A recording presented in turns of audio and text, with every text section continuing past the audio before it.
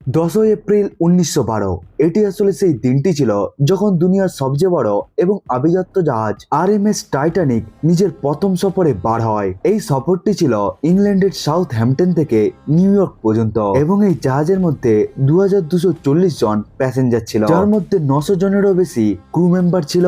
আসলে এই জাহাজের মধ্যে সাধারণ মানুষ থেকে শুরু করে বড় বড় অ্যাক্টর এমনকি বিজনেসম্যানও ছিল। এমনকি 1 লক্ষেরও বেশি লোক টাইটানিকের প্রথম সফরকে দেখতে এসেছিল। এই জাহাজটি 269 মিটার লম্বা, 28 মিটার চওড়া এবং 53 মিটার উঁচু ছিল। টাইটানিকের বাইরে যেমন আভিজাত্য ছিল, তার ভেতরেও তার থেকে বেশি আভিজাত্য ছিল। এমনকি এর সামনে 5 স্টার হোটেলও কিছুই ছিল না। মধ্যে স্টেনলেসের দরজা, অর্নেট কাঠের আসবাবপত্র, বড় বড় গ্র্যান্ড স্কোয়ার কেস্ট, গরম সুইমিং পুল, জিম, একটি বড় বড় রেস্টুরেন্ট, একটি library, Turkish bath, electric bath, এমনকি দুটো চুল কাটার শপও ছিল। টাইটানিক জাহাজকে এমন ভাবে বানানো হয়েছিল যাতে টাইটানিক জাহাজ না ডুবে যায়। এর মধ্যে ডবল বাটাম হাল ব্যবহার করা হয়েছিল, যার ফলে টাইটানিক খুবই মজবুত ছিল। এবং টাইটানিকের দ্বিতীয় সেফটি ফিচার ছিল এই যে টাইটানিককে 16টি ওয়াটার টাইপের মধ্যে ভাগ করা হয়েছিল। অর্থাৎ ধাক্কার জন্য যদি কোনো কম্পার্টমেন্টের মধ্যে গর্ত হয়ে যেত এবং জল ভরে যেত, তাহলে জল অন্য কম্পার্টমেন্টের মধ্যে যেতে পারতো না। এই সমস্ত কম্পার্টমেন্ট গুলোই জাহাজকে ডুবে যাওয়া থেকে বাঁচাতো। এবং টাইটানিকের জাহাজকে এমন ভাবে ডিজাইন করা হয়েছিল যার ফলে টাইটানিকের 4টি কম্পার্টমেন্ট ডুবে গেলেও টাইটানিক জাহাজ ডুবতো না। টাইটানিক জাহাজকে the water star line company Belfast সিটির মধ্যে বানিয়েছিল এবং এই টাইটানিক জাহাজকে বানাতে 3000 ওয়ার্কার্সরা 3 বছর পর্যন্ত কাজ করেছিল। এবং ওই সময়ের মধ্যে টাইটানিক জাহাজকে বানাতে $7.5 মিলিয়ন খরচ হয়েছিল, এটি আজকের হিসাবে $200 মিলিয়ন হয়। এমনকি ওয়াটার স্টার লাইন এই জাহাজকে আনসিঙ্কেবল জাহাজ বলেছিল, অর্থাৎ এমন জাহাজ যে কখনোই ডুববে না। 2রা এপ্রিল 1912-তে একটি ছোট সি ট্রায়ালের পর টাইটানিক নিজের যাত্রায় বেরিয়ে পড়ে। 2রা এপ্রিল 1912-তে এই জাহাজের ক্যাপ্টেন ছিল এডওয়ার্ড জন স্মিথ। ক্যাপ্টেনকে ওয়াটার লাইন কোম্পানি শক্তভাবেই বলে দিয়েছিল সে যেন এই জাহাজকে 7 দিনের মধ্যেই নিউ ইয়র্কের মধ্যে নিয়ে যায়, কারণ কোম্পানি রেকর্ড করতে চেয়েছিল টাইটানিক দুনিয়ার সবচেয়ে বড় এবং আভিজাত্য জাহাজ হওয়ার সাথে সাথে তার স্পিড অন্যান্য জাহাজের তুলনায় অনেক বেশি। এই জন্যই captain Edward John Smith 40 kilometre per ঘন্টার গতিতে এই জাহাজকে চালাতে থাকে। এবং মানুষেরা ওই সময়ের হিসাবে এই জাহাজের জন্য অনেক টাকাকে পে করেছিল, যেখানে টাইটানিক জাহাজের 3rd ক্লাস টিকিটের দাম ছিল 7 পাউন্ড এবং 2nd ক্লাস টিকিটের দাম ছিল 13 পাউন্ড এবং এর প্রথম ক্লাস টিকিটের দাম ছিল 30 পাউন্ড। এটি আজকের হিসাবে 3.5 লক্ষ টাকা ছিল। 17 এপ্রিল সকালে নিউ ইয়র্কের মধ্যে পৌঁছানোর জন্য ক্যাপ্টেন স্মিথ টাইটানিককে ফুল স্পিডে চালাচ্ছিল, কিন্তু ক্যাপ্টেনের টিম সবকিছুকে খুবই ভালোভাবে নজর রাখছিল। এই জন্যই জাহাজকে উত্তর আটলান্টিক মহাসাগরের মধ্যে উত্তর দিক দিয়ে নিয়ে যাওয়ার জায়গায় দক্ষিণ দিক দিয়ে নিয়ে যাওয়া হচ্ছিল। কিন্তু উত্তরের রাস্তা শর্টকাট ছিল, কিন্তু এটিকে এই জন্যই করা হচ্ছিল কারণ জানুয়ারি থেকে আগস্ট পর্যন্ত উত্তরের রাস্তার পরিবেশ অনেকটাই খারাপ হতো।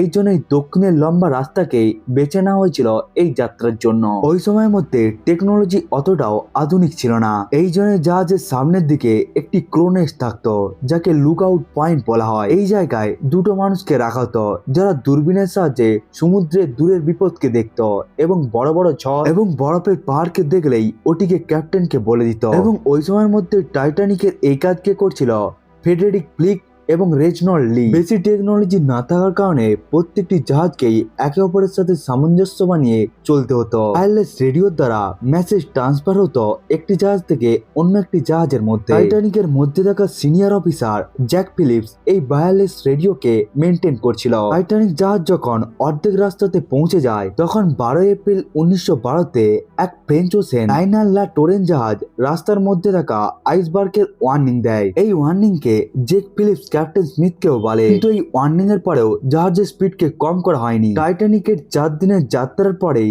14 এপ্রিল 1912-তে টাইটানিককে অন্যান্য জাহাজেরা টোটাল 7টি ওয়ার্নিং দেয়। এতগুলো ওয়ার্নিং কে দেখার পর wireless radio operator Jack Philips চিন্তার মধ্যে পড়ে যায় এবং তার চিন্তার কারণ ছিল জাহাজের স্পিড।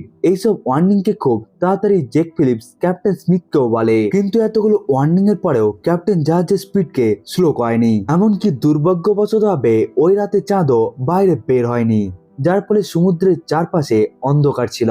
এত কম ভিজিবিলিটির জন্য ক্লোজ নেস্টের মধ্যে থাকা ফ্রেডেরিক ফিলিপ এবং রেজনল্ড লিক দূর থেকে কিছুই পরিষ্কার দেখতে পাচ্ছিল না। এমনকি খুব বেশি ঠান্ডার জন্য তাদের কাজ আরো কষ্ট করছিল। কাঁপানো ঠান্ডা এবং জোয়ালো হওয়ার জন্য তাদের দুজনের চোখ দিয়ে জল বাইরে বার হচ্ছিল। এবং 14 এপ্রিল 10:55-তে টাইটানিককে ওয়্যারলেস রেডিওর দ্বারা নবম এবং শেষ ওয়ার্নিং দেওয়া হয় এবং এই ওয়ার্নিং কে দিয়েছিল এসএস ক্যালিফোর্নিয়ার জাহাজ। এবং এই লাস্ট ওয়ার্নিং এর প্রায় 35 মিনিট পর অর্থাৎ রাত 11:30-তে টাইটানিক যখন ঘন রাতে সমুদ্রের জলকে চিরে আগে যাচ্ছিল, তখন ক্লোজ নেস্টের মধ্যে থাকা ফ্রেডেরিক ফিলিপ এবং রেজনল্ড লিক সামনের সমস্ত বিপদকে দেখছিল। কিন্তু খারাপ আবহাওয়ার জন্য সামনের বিপদগুলোকেও দেখতে তাদের খুবই অসুবিধা হচ্ছিল। কিন্তু তার 9 মিনিট পরে অর্থাৎ রাত 11:39-এ ফ্রেডেরিক জাহাজের সামনে খুবই বড় একটি আইসবার্গকে দেখতে পায়। এই আইসবার্গটি ছিল 400 ফিট লম্বা এবং 100 ফিট উঁচু এবং এই আইসবার্গ একটি ক্রিকেট মাঠের সমান ছিল। ওই আইসবার্গকে দেখেই ফ্রেডেরিক 3বার ঘন্টা বাজায় এবং সে এই কথাকেই অফিসার জেমস পল মুডিকেও বলে এবং এরপরেই পল মুডি এই কথাকে উইলিয়াম মার্ডোককেও বলে এবং এরপরে জাহাজকে আটকানোর জন্য ফুল স্পিডের সাহায্যে রিডার্সকে চালু করা হয় এবং জাহাজকে তাড়াতাড়ি লেফট দিকে ঘোরানো হতে থাকে। কিন্তু এখন অনেক বেশি দেরি হয়ে গিয়েছিল। জাহাজের স্পিড এতটাই বেশি ছিল যে ফলে রিভার্স ইঞ্জিন চালানোর পরেও জাহাজকে থামানো যায়নি। ক্রু মেম্বারের অনেক চেষ্টার জন্য টাইটানিককে অনেকটা আইসবার্গ থেকে বাঁচিয়ে টাইটানিককে বাম দিকে বাঁকিয়ে ফেলা হয়। পর রাতের 11:40-এ টাইটানিকের আগের ডান দিকের অংশ আইসবার্গের সাথে ধাক্কা লেগে যায়। ধাক্কাটি এতটাই বিশাল ছিল যে যেটিকে দেখে সবাই অবাক হয়ে যায়। টাইটানিকের ডিজাইনার থমাস এন্ডুয়াস যখন দেখে টাইটানিক কতটা ক্ষতিগ্রস্ত রয়েছে, তখন জানা যায় জাহাজের 6টি কম্পার্টমেন্ট ড্যামেজ হয়ে গিয়েছে এবং এই সমস্ত কম্পার্টমেন্টে খুবই দ্রুত জল ভর্তি হচ্ছিল। কিন্তু টাইটানিক জাহাজ শুধুমাত্র 4টি কম্পার্টমেন্ট ড্যামেজ হয়ে যাওয়ার পরেও চলতে পারত। অর্থাৎ টাইটানিক, যাকে আসলে বলা হচ্ছিল এমন এক জাহাজ যেটি আসলে কখনোই ডুববে না, এটি আসলে এখন কিছু সময়ের মধ্যেই ডুবে যেতে চাচ্ছিল। থমাস এন্ডুয়েট ক্যাপ্টেনকে বলছিল 1 ঘন্টার মধ্যেই টাইটানিক জাহাজ ডুবে যাবে। এরপরে টাইটানিক জাহাজের প্রত্যেকটি কম্পার্টমেন্টের মধ্যেই জল ঢুকতে শুরু হয়ে যায়। কোন পরিস্থিতিতে ক্যাপ্টেন স্মিথ রাতের 12টাতে রেডিও অপারেটর জ্যাক ফিলিপসকে ডিস্ট্রেস সিগন্যাল পাঠাতে বলে যাতে আশেপাশের কোনো জাহাজ তাদেরকে বাঁচাতে আসতে পারে। কিন্তু আইসবার্গের ধাক্কার 45 মিনিট পর টাইটানিকের মধ্যে 13,500 লং টন জল ঢুকে যায়। একদিকে যেখানে ফিলিপস যে বারবার ডিস্ট্রেস সিগন্যাল পাঠাচ্ছিল, অন্যদিকে প্যাসেঞ্জারকে বাঁচানোর জন্য লাইফ বোটকে সমুদ্রের মধ্যে নামানো হতে থাকে। কিন্তু দুর্ভাগ্যবশতভাবে টাইটানিকের মধ্যে মাত্র 20টি লাইফ বোট ছিল এবং এই 20টি লাইফ বোটকে ব্যবহার করে মাত্র 1200 জন মানুষকেই বাঁচানো যেত। কিন্তু জাহাজের মধ্যে টোটাল 2240 জন প্যাসেঞ্জার ছিল। 12:20-তে জ্যাক ফিলিপসের অনেক চেষ্টার পর টাইটানিকের ডিস্ট্রেস সিগন্যাল ক্যারিপেথিয়া জাহাজ পেয়ে যায়। ক্যারিপেথিয়া জাহাজ যখন সিগন্যালকে পেয়ে যায়, তখনই তারা ডাইরেকশনকে টাইটানিকের দিকে করে নেয়। সময়ের মধ্যে ক্যারিপেথিয়া জাহাজ টাইটানিক থেকে 107 কিলোমিটার দূরে ছিল এবং ওই দূরত্ব পূরণ করতে ক্যারিপেথিয়া জাহাজের ফুল স্পিডেও 3 ঘন্টারও বেশি সময়কে লেগে যেত। এই সময় রাতের 12:45-এ প্রথম লাইফ বোটকে সমুদ্রের মধ্যে নামিয়ে দেওয়া হয়। এই লাইফ বোটের আসল ক্যাপাসিটি ছিল 65 জনের, কিন্তু হইচই এবং ভয়ের জন্য ওর মধ্যে মাত্র 27 জনই বসতে পায়। প্রকল হিসাবে বাচ্চা এবং মহিলাদেরকে লাইফ বোটের মধ্যে বসানো হয় এবং এরপরে এক এক করে সমস্ত লাইফ বোটকে নামানো হতে থাকে। টাইটানিকের আগের অংশের জল ঢোকার জন্য টাইটানিকের আগের অংশ ডুবে যায়। সবাই এখানে নিজেকে বাঁচানোর জন্য লাইফ বোটে ঢুকতে থাকে।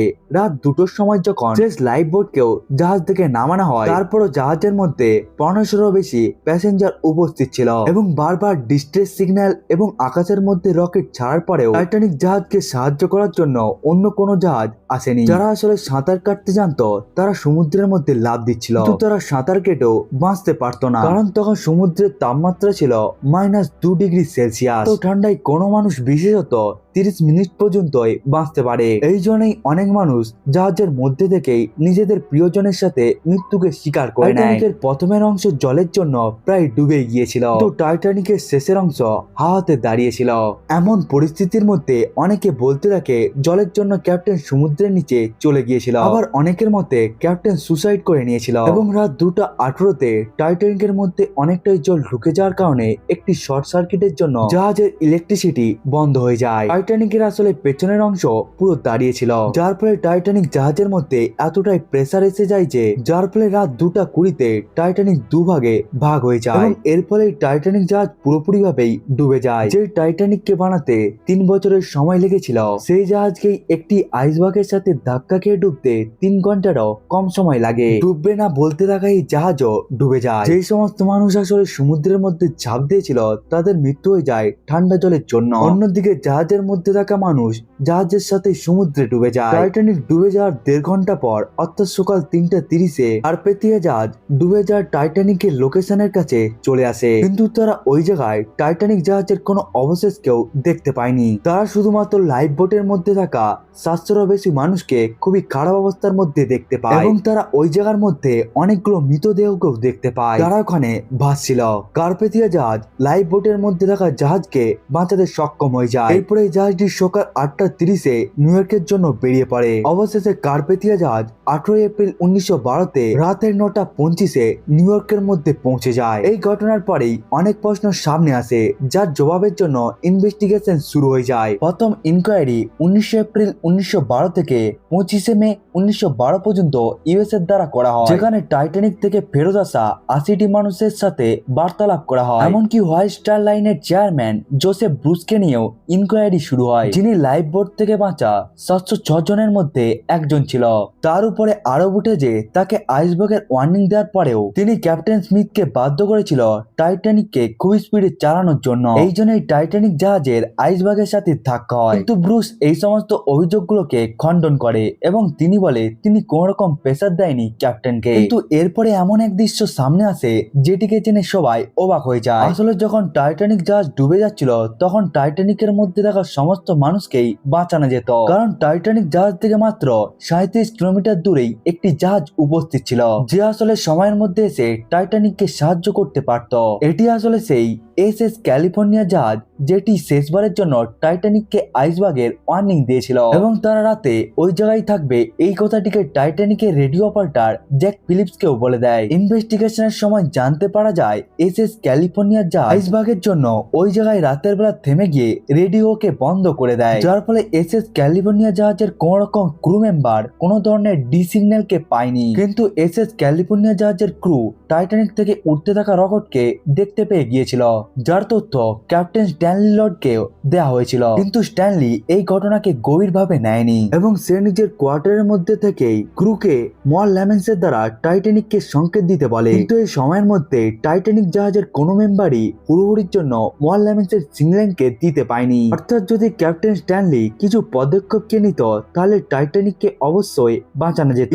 ইনভেস্টিগেশনের মধ্যে 2রা মে থেকে শুরু করে 3রা জুলাই 1912 পর্যন্ত টাইটানিকের এই ডিজাস্টারকে নিয়ে ইনকোয়ারি করা হয় এবং এই ইনকোয়ারির জাজ ছিল লর্ড মার্সি এবং এই ইনকোয়ারির মধ্যে টাইটানিক জাহাজ থেকে বেঁচে যাওয়া মানুষদেরকে নিয়ে 25,000-এরও বেশি প্রশ্নকে জিজ্ঞাসা করা হয় এবং এরপরে একটি রিপোর্টকেও তৈরি করা হয়, যেটিকে 30 জুলাই 1912 পাবলিশ করা হয়, যেখানে টাইটানিক ডুবে যাওয়ার মুখ্য কারণ আইসবার্গকে বলা হয়। এমনকি মার্সি এসএস ক্যালিফোর্নিয়ার ক্যাপ্টেন স্ট্যানলি লর্ডকেও তার নন বিহেভিয়ারের জন্য অনেক বকে। এসব ছাড়া ওই রিপোর্টের মধ্যে জাহাজের সুরক্ষাকেও বাড়ানোর জন্য বলে দেওয়া হয়। বন্ধুরা, এই টাইটানিক জাহাজকে সমুদ্র থেকে উদ্ধার করতে 70 বছরেরও বেশি সময় লেগে গিয়েছিল। এখান থেকেই বোঝা যায় যে মানুষ যত শক্তিশালী হোক না কেন প্রকৃতির কাছে সবাইকেই মাথা নত করতেই হবে।